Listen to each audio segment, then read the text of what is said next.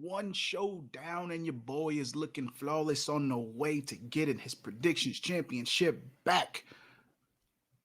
You know we finna talk about it, so let's get into it. Let's roll that mother effing intro. Free fall as I dive through the kaleidoscope in my mind. No rope up to climb. Gotta remind myself that I'm fine. Mama, I don't really wanna. Yeah, Night of Champions is in the books. Yeah, I basically got every match correct, predicted it 100%. We know what it is. We shouldn't be surprised a little bit. But there were some things that did happen on this show that I didn't see coming.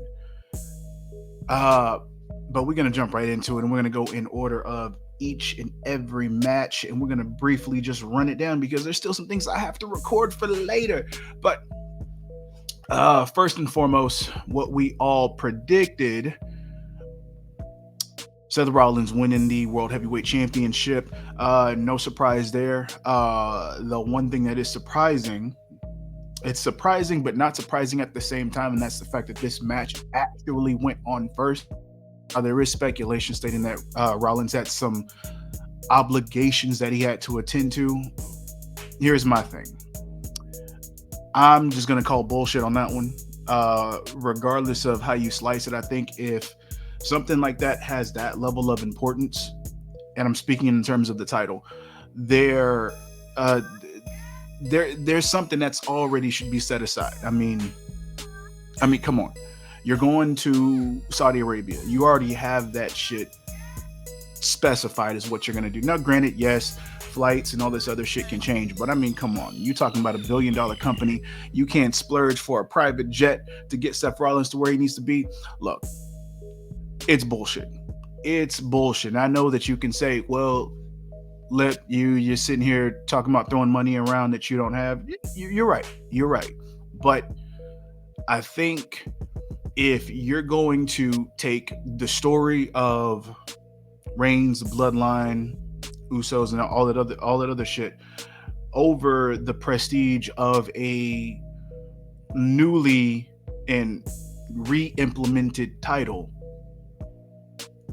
I'm pretty sure you can make this make sense. And the reasoning basically stating, oh, well, he probably had some obligations that he had to take care of. Come on.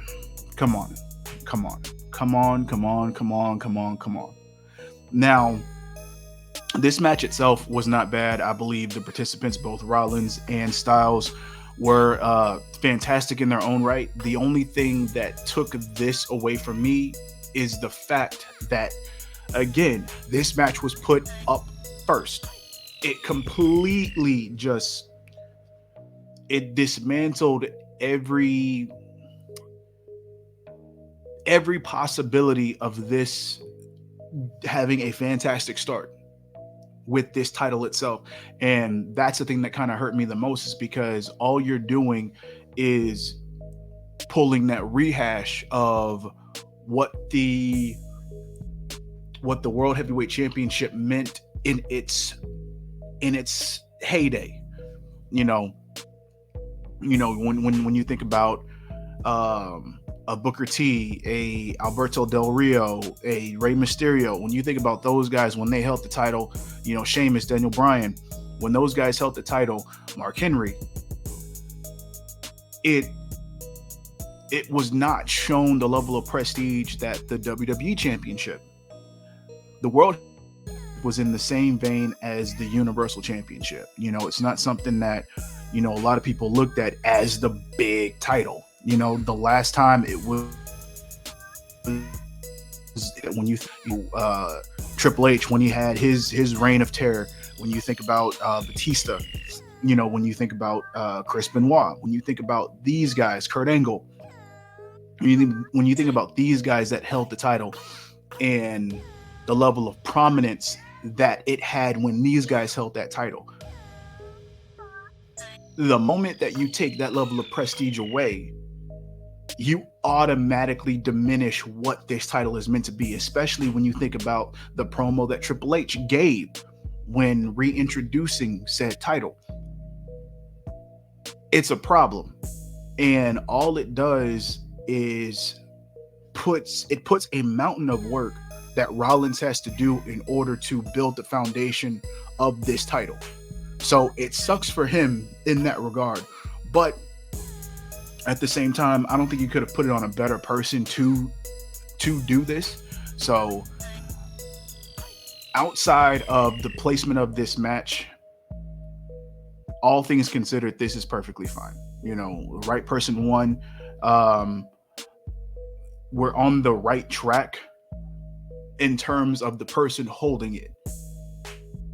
But as far as the presentation, with putting this match first and not ending the show with it, it's a problem for me. But all in all, you know, we got where we were meant to go. So I'm cool with that. I am cool with that. If I can remember correctly, yeah, I think it was the Trish Stratus and Becky Lynch match, which, of course, I stated who was going to win this, which was Trish, obviously. I did not expect Zoe Stark to get involved in this at all. I am happy about this, though. I am very happy about this. And I think it's mainly because it was very much unexpected. It was unexpected in the fact that you had Zoe Stark doing a whole bunch of other stuff that had nothing to do with this feud. And I think that now WWE is finally doing what AEW had been doing with their legends. And that's helping them bring up the future. And I think this is perfect. Because Zoe Stark in her own right is very good. Now, she was kind of bland to me at first in NXT when she was first introduced. And I don't think that they knew what to do with her at the start. They started working with her more and getting her involved in more things to where, you know, she started to hold her own. And I think this is something where you have somebody who's actually catered to the main roster or catered for the main roster. And I think doing the right thing with her. The only problem that I have with this is it's almost looking the same way that they did with Shayna Baszler. Shayna Baszler came up outside of the whole vampire shit biting Becky Lynch's neck and shit. They did good with Shayna Baszler on the onset. Think about when she came in, you know, the demeanor that she had when she went into the Elimination Chamber and eliminated everybody. This is almost the same. I feel like they have the potential to do something akin to that, but better. The only thing that I would hope and I would pray for is that they do not drop the ball with this situation. But I think that, you know, Stark is in good hands with Trish Stratus backing her and basically being her sponsor, so to speak. So this actually gave more life to this feud with Becky Lynch and Trish Stratus. So I'm happy about that. Because I was really writing this whole thing off as, okay, well, they're going to do this match. They're going to run it back at SummerSlam. And then from there on, it's going to be over with and that's it. But there's actually something that can come out of this. And that is a push for Zoe Stark, which is perfect because at least somebody wins at the end of this. You know, I don't think this does anything for Trish. I don't think this does anything for Becky Lynch because I feel like what she's doing, you know, outside of this is going to be fucking stale because I think they're just biding time until they slot her in to another championship match, which you don't necessarily need to do, but you know, it is what it is. So you really can't help that. But at least this helps somebody get slotted into some level of prominence or at least the beginning levels of prominence. So that's what I'm hoping for with Zoe Stark because I think that she has a bright future, you know, with her ring work. I feel like the way that she carries her character is really good, and I think it's solid. You know, I think that's all you can really ask for. I don't think you need to have anything that's super over the top extraordinary. I think you need somebody who is, you know, very much consistent with the way that they are. So I think if you have this, we can't go wrong with this situation. So I'm excited to see where this goes. Very much intrigued. Next up, no surprise. I mean, come on. We knew Gunther was going to win. I expected this match to go a little bit longer, but we did kind of get the outcome that we were hoping for on both fronts. Both in Gunther's case, him actually winning, him winning the match and retaining the title. But Mustafa Ali actually had a good showing, which was good, which is what you want. The only thing that I would want them to do is to take from this and build off of the momentum that he had in this match. I know a lot of people can look at this match and say, okay, well, Mustafa Ali was put in this match because of, the whole, location, heritage, ethnicity type thing. They had to have somebody of that ethnicity. If you want to take it to that lengths and say, okay, well, we need to go ahead and have somebody within a match that represents what we're here for.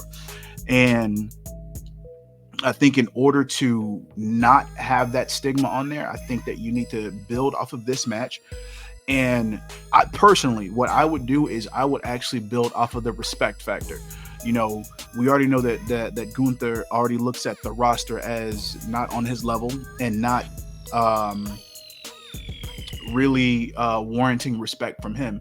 And if you build on this, and even if you don't have Ali beat Gunther at any point, I think if you have him gain the respect from Gunther, even just a little bit, I think you can help him move forward and attain something, some level of popularity with the fans, some fanfare with people in the back, just, sliding him in a role where he's going to be a major player within the mid card, even if you don't get to upper mid card or even main event, somewhere in the mid card where he can gain and win titles. He can be in the level of a Kofi Kingston, Dolph Ziggler, hell, I don't know about Rey Mysterio. Rey Mysterio was a world champ, but somebody who's a major player within the mid card, a Shelton Benjamin,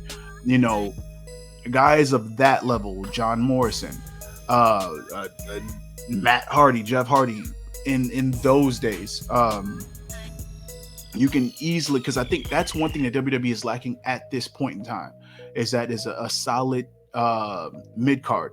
You have a lot of people that's either at the top or at the very bottom that's just meant for squash matches, and you have guys who kind of float in between, but you don't have that solid mid card that says, okay, these guys are the future, or these are prospects that we're looking at for the future, and of course not everybody makes it out of that mid card, but at the same time you at least have a solid foundation of who you're looking at as far as the level of prospects that you have, and you can pick and choose from there who can be slotted in or who you can actually test out to be slotted into, that main event scene. And if they don't make it, they don't make it. But at least you actually have, a pick of the litter that you've set for yourself.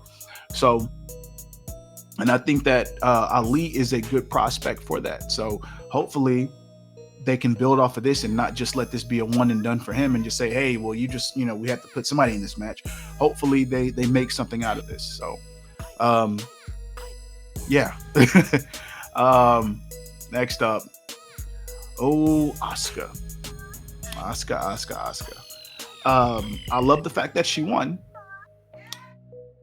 Hate that it was in this manner, not as far as her cheating, nothing like that. I don't give a shit about that. I just mean that, the whole Mania thing, like I've talked about, she should have won at Mania, but it is what it is. We finally got to this point, and I think that what we're building towards as far as this goes is Asuka being Asuka, and her going on a small tear. I think with Bianca, we're gonna get a refresher. I think we're gonna get that heel EST from NXT at some point, not immediately. I think what they're gonna do is they're going to have her kind of just float around within the main card We'll start with within the main event scene and still try to vie for certain championships and then get in certain either grudge matches or feuds, whatever the case may be, and probably have her off of TV and then come back. I think they're going to give time for Rhea to actually figure out the role that she's going to have, whether it be, well, I mean, it's going to be a face, but the type of face that Rhea is going to be. You know, I think we see that, you know, that badass Stone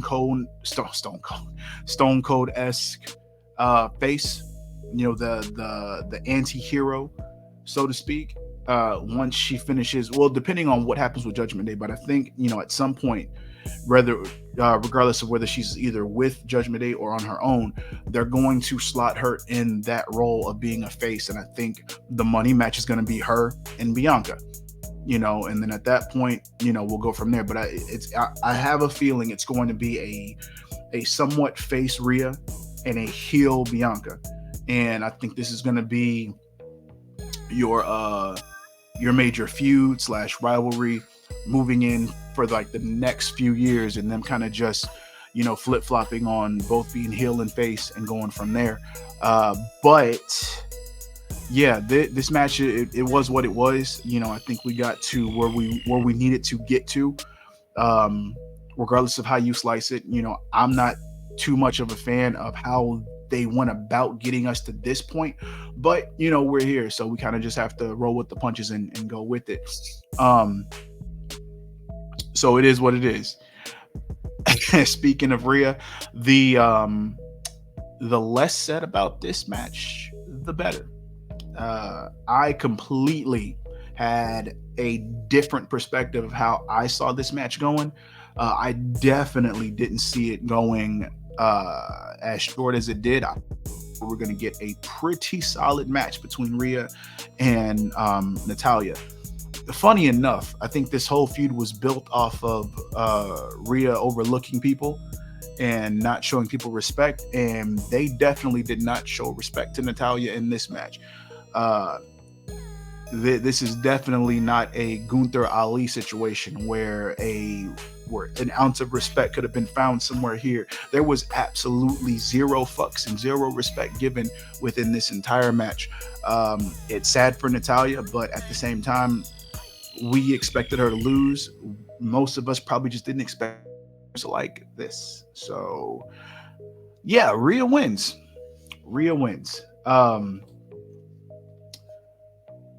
I mean, come on. Are we surprised?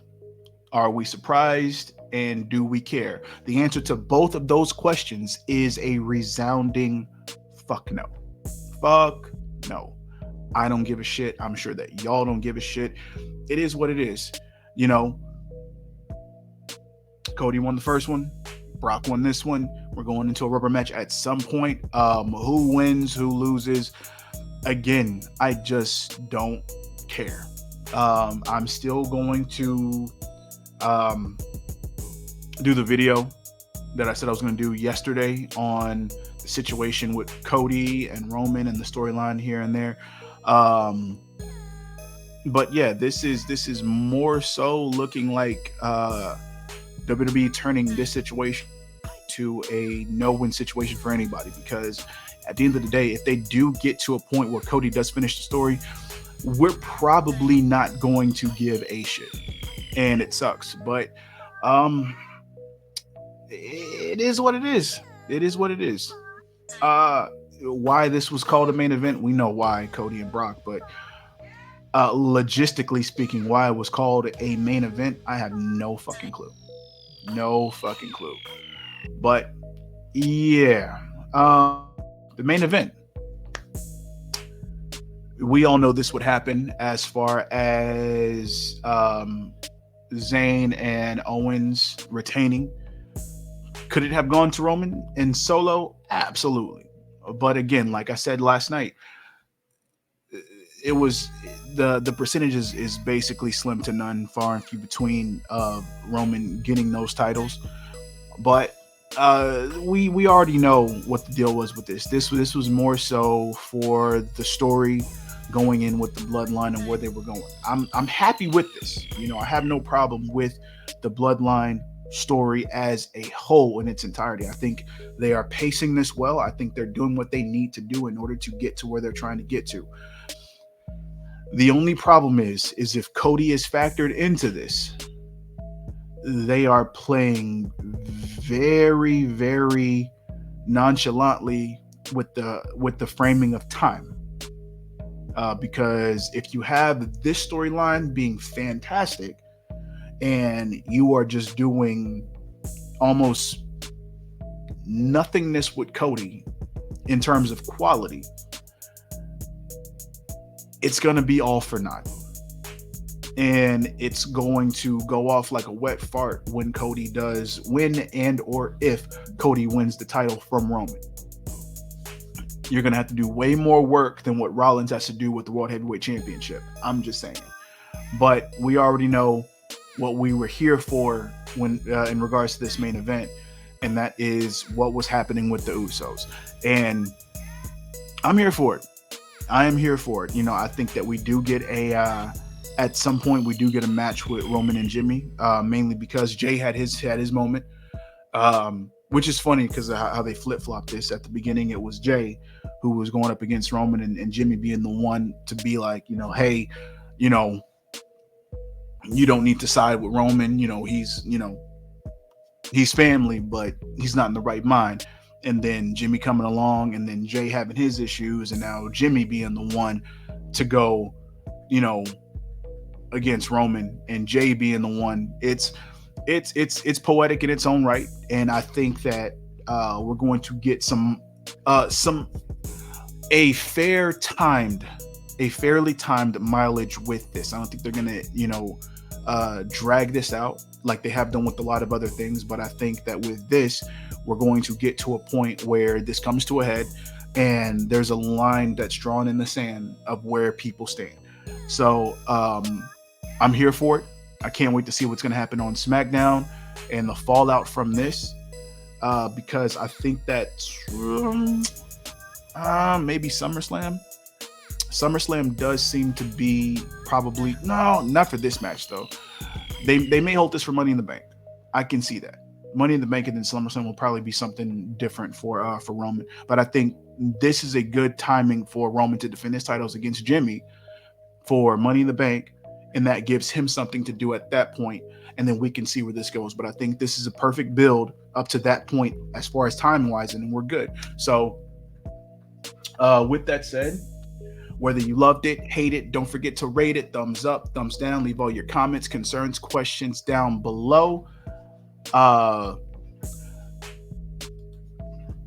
Hit the subscribe button if you feel like it. If you like what's going on here, if you have anything to say that's in regards to me winning my fucking title back, leave it down below.